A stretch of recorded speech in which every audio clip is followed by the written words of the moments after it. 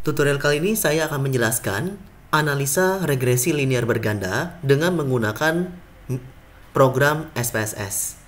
Nah, syaratnya sudah jelas ya. Kita baru bisa melakukan regresi linear berganda atau pengujian parametrik ini apabila data kita yang pertama normal, yang kedua data kita memenuhi pengujian asumsi klasik berupa multikoloneritas dan juga heterokedastisitas. Nah, pada 3 tutorial sebelumnya saya sudah jelaskan normalitas dan juga multikoloneritas dan heterokedastisitas. Jadi kalau kalian belum ngerti, kalian bisa balik ke tutorial di video sebelumnya. Nah, ini asumsinya bahwa semua data kita sudah normal, ya, terbebas dari asumsi klasik, sudah lolos asumsi klasik, maka kita akan lakukan regresi linear berganda. Data yang kita gunakan masih sama, ya. Kita masih gunakan pengaruh sosialisasi sanksi pelayanan terhadap kepatuhan wajib pajak.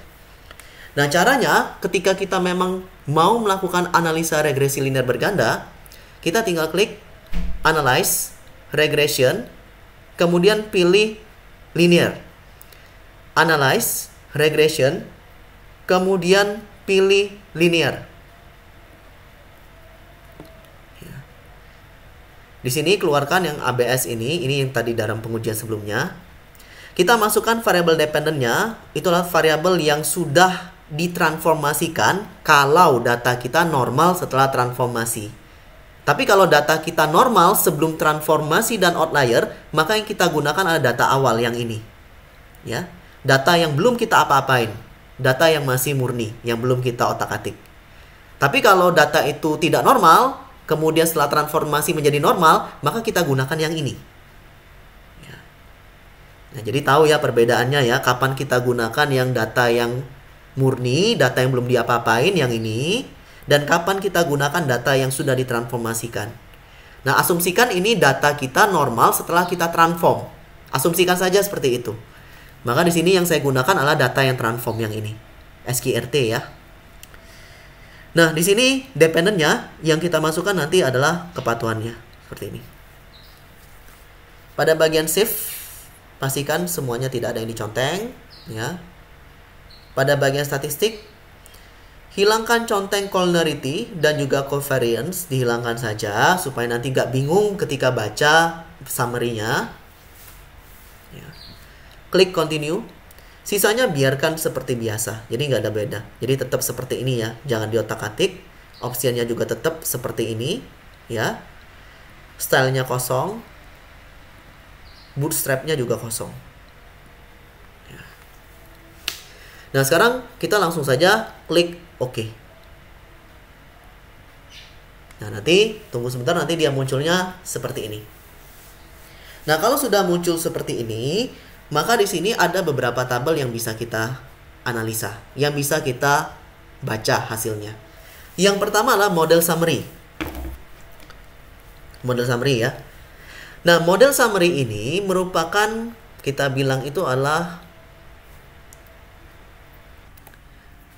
pengujian koefisien determinasi. Jadi, seringkali kalau kita bicaranya model summary, ya ini sama dengan uji adjusted R-square, atau orang sering sebutnya adalah pengujian koefisien determinasi. Nah, yang mana yang kita baca? Yang kita baca adalah adjusted R-square-nya. Jadi, yang kita baca adalah yang ini, adjusted R-square-nya. Nah, di beberapa buku ada kekeliruan, sedikit kekeliruan, di mana ketika dalam beberapa buku dikatakan bahwa yang dibaca itu adalah yang ini, R, ya, bukan. Yang kita baca adalah adjusted R-square-nya, koefisien determinasinya. Nah, sekarang caranya bagaimana cara kita membaca ini? Kita dapatkan angka dari adjusted R-square-nya sebesar 0,554. Artinya apa? Artinya seluruh variabel independen dalam penelitian ini mampu menjelaskan hubungan dan pengaruhnya terhadap variabel dependen sebesar 55,4%. Jadi sekali lagi, sebesar 55,4% pada bagian ini. Sisa 44,6% lainnya dipengaruhi oleh variabel-variabel lain di luar dari model penelitian. Ya. Jadi artinya variabel-variabel yang kamu gunakan dalam penelitian ini, pelayanan, sanksi, sosialisasi, mampu menjelaskan ya, kenapa seseorang itu mau patuh atau tidak patuh dengan tingkat sebesar 55,4%. Sementara sisanya 44,6% dipengaruhi oleh faktor lain atau variabel lain di luar dari model penelitian kamu. Nah, ini cara ketika kita membaca model summary, dalam hal ini analisa koefisien determinasi. Jadi sampai sini kamu sudah paham yang digunakan adalah pada bagian ini, bukan pada bagian ini atau ini. Jadi tolong diingat baik-baik, ini yang kita gunakan, adjusted R-square-nya. Nah, kemudian tabel yang kedua yang bisa kita baca itu adalah tabel ANOVA. Jadi tabel ANOVA ini seringkali kita sebut sebagai UGF. Nah, kita sebutnya sebagai UGF tadi. Nah, sekarang cara membacanya ada dua cara ya sebenarnya. Yang pertama membandingkan antara F hitung dengan F tabel. Yang kedua dengan melihat tingkat signifikansinya. Ya. Jadi UGF ini di dalam bukunya Profesor Imam Ghazali ataupun Profesor Jogianto dikatakan bahwasannya UGF ini untuk mengetahui seberapa layak model penelitian ini digunakan atau kelayakan dari model penelitian ini. Dikatakan layak apabila nilai signifikansinya di bawah 5% atau di bawah 0,05. Artinya kalau kita lihat di sini dalam penelitian ini, dalam uji coba ini, signifikansinya memang benar di bawah 0,05, maka bisa dikatakan model penelitian ini layak, sangat layak karena nilainya 0. Ya. Jadi ini adalah UGF, kelayakan model. Nah, yang ketiga yang bisa kita baca itu adalah uji T. Jadi kalau kita bicara uji T, ini merupakan uji pengaruh secara parsial. Atau kita bisa kategorikan sebagai uji hipotesis. Di mana tentunya kita punya 3 hipotesis kalau melihat model penelitian ini. Contohnya, sosialisasi berpengaruh positif terhadap kepatuhan wajib pajak. Sanksi berpengaruh positif terhadap kepatuhan wajib pajak. Pelayanan berpengaruh positif terhadap kepatuhan wajib pajak. Nah, ini ada 3 hipotesis. Jadi seringkali uji T itu dikategorikan sebagai uji pengaruh parsial ataupun uji hipotesis secara teorinya. Ya, apapun itu semuanya sama saja, tidak ada bedanya.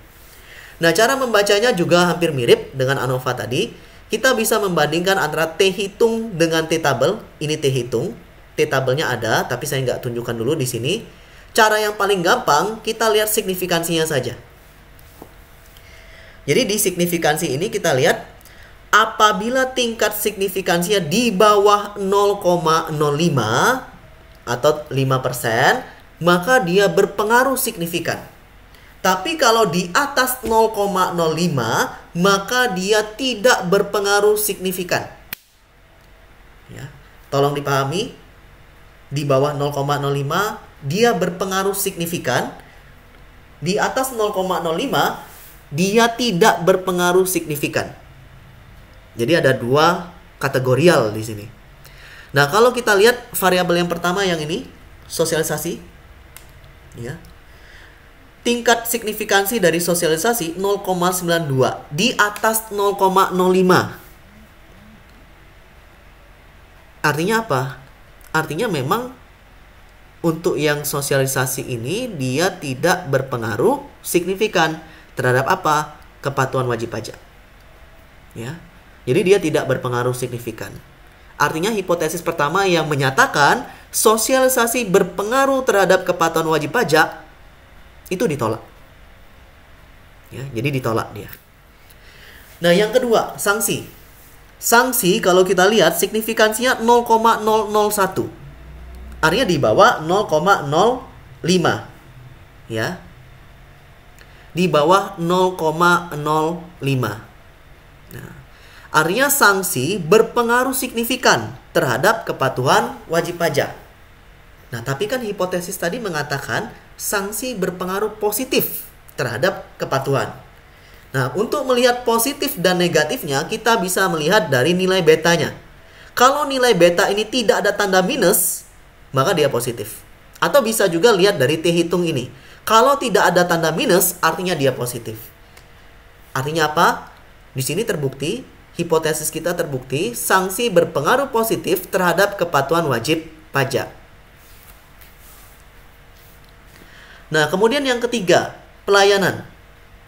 Pelayanan juga signifikansinya 0 atau di bawah 0,05. Artinya apa?